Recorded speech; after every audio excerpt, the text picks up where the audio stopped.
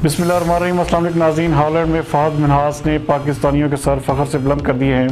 फ़हद मिन्हास ने सबसे ज़्यादा वोट हासिल करके बेहतरीन डिप्टी मेयर का एजाज़ हासिल किया। यूरोप से हमारे नुमाइंदा ख़ुसूसी असद नवाज़ के मुताबिक अपनी मेहनत, लगन और शहरियों की फ़लाह व बहबूद की वजह से कामयाबी पाई। उनका कहना था कि मेरे अलावा भी पाकिस्तानी बासलाहियत हैं, हॉलैंड और पाकिस्तान की तरक्की के लिए दुआ गो हों। मज़ीद देखते हैं असद नवाज़ की ये report.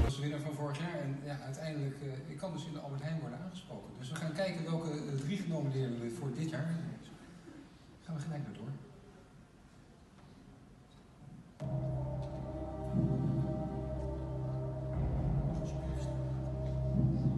Wethouder Fahid Minhas van Schiedam is de jongste loco-burgemeester van Nederland.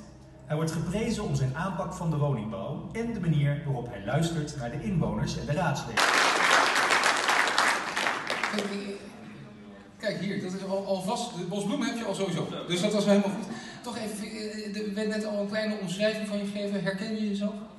Nou, ik vind het eervol dat andere mensen dat over mij zeggen, maar wat ik veel belangrijker vind is, ik probeer me maximaal in te zetten voor mijn stad. En als dat gezien wordt door anderen, dan is het natuurlijk alleen maar mooi.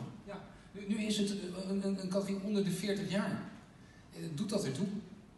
Ja, ik was 30 toen ik wethouder werd. Maarten van Ooyen die was nog jonger.